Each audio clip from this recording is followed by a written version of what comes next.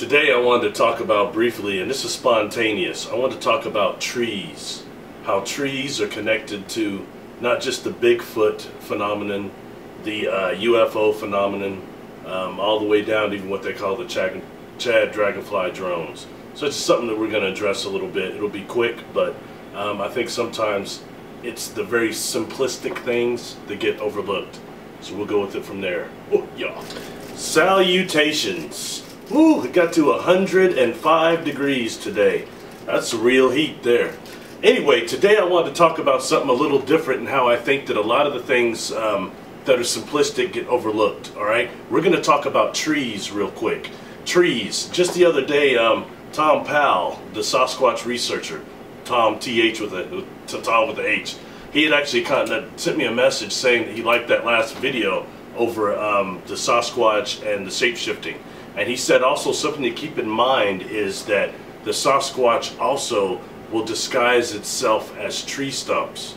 They'll shapeshift into tree stumps. Now I found that very interesting, alright? Not just that they can actually change their molecular structure into becoming one with certain trees, that they also will masquerade as not just different animals, but as tree stumps. I mentioned that to my friend Susan Manwich, who was out at SETI actually, just came from there. And she had said something. She said that she had some trees on one of her properties that had been destroyed by a tornado. And that when she would see these, some of us that could see by energy, can see energy of course, although the trees were stumps, she could still see the energetic overlay of the trees themselves, like they were still there, the astral form, the energetic form.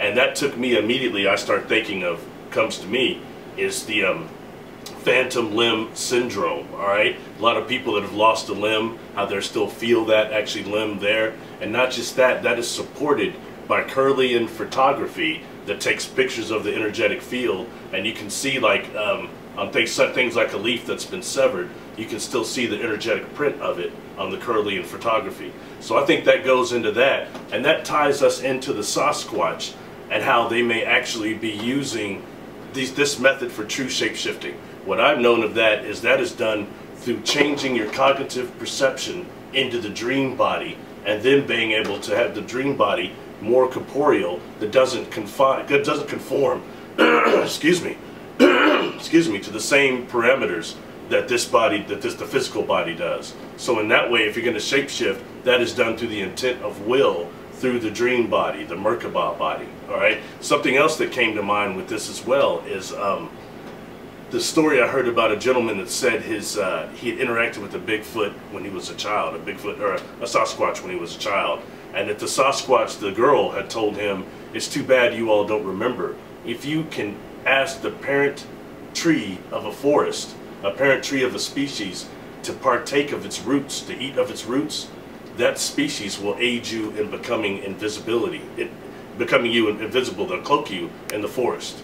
But you all don't remember that." I found that story very, very interesting. All right. Number two, something I want to bring up about this is trees and how they're connected to the UFO phenomenon. Especially something that could come to mind about this is the Chad dragonfly drones that a lot of people somebody kept commenting to me, "Oh, those pictures are fake, yada yada, CGI." Whatever. I'm not nearly as concerned about that as I am the information that surrounds that case. And the other people have said they've seen these dragonfly drones. One, even the fake pictures we've seen, supposedly, they're always around trees and near trees. Some of the other people that didn't get photos said that they've noticed that the trees these dragonfly drones were temporarily around had some type of a damage to them. Alright? So when that damage of the trees was analyzed, it turns out that it looks like they've been exposed to high energy plasma. Okay, high energy plasma, the same as crop circles. All right, at crop circles, it's a high plasma energy called electron avalanches that actually changes the construction and the molecular structure of the crop circle. All right, so that's something just to keep in mind also. All right, when dealing with that, and when we think about trees, to my knowledge, a lot of the species of trees, when we're dealing with life carriers and constructions of planets, you have trees here that are from other spheres, other planets, other maybe galaxies, we don't know, and that are implanted here with the trees that are already from Earth. We want to think about extraterrestrial species. We think about humanoid forms or insects or reptilians. But let's think about trees, something that is overlooked a lot, and how, like the movie Avatar, trees are all connected. Their root systems are still connected. They're still in touch with each other. They're still connecting. They're still possessing the race memory and all these things. They're stationary life forms. So I think to think about an advanced civilization coming here, something like the Star Trek movie where they come here and only communicate with the whales, maybe it's the trees in a way that Avatar shows us, that like that movie, that they're all connected like that. That would be the first way to really get a network, an internet for a planet. That's a real one. So I think that's maybe what we're seeing, but sadly, humanity's killed so many trees, we've devastated so much of it, that I think that our connection has been somewhat lost. But maybe we should start, as awake people, start listening and thinking about that. Right now, okay, I'm speaking to people that are aware, that have heightened awareness. Not the people that are sleeping, that want to throw their religious quotes at me, or want to dog me out for being African American. Look, that's not what this is about, all right? This is an awakening to the people that are awake. I'm calling to them, I'm talking to them in all these videos. The rest of you, I don't care about. Waste your time leaving comments, saying hateful things. I hope that gets your balls off, okay? Your rocks off, excuse me. Anyway, so outside of that, make sure I touch on everything here real quick, all right? I think that's about it, actually. Just the energetic overloading that's been seen on the trees, keep that in mind, and how possibly some of the Sasquatch may also be combining their energy field, their Merkaba, their dream body, with that phantom limb type of syndrome. I think there's a lot more going on here than we're aware of, and we don't quite know what we're dealing with. So anyway, I want to tell everybody thanks. I was on Coast to Coast last night. It went very well. It's kind of quick. Hopefully I don't get quite as many hateful comments as I got when I was on Fade to Black. But anyway, Jimmy Church, I give him many shout outs. He did a good interview.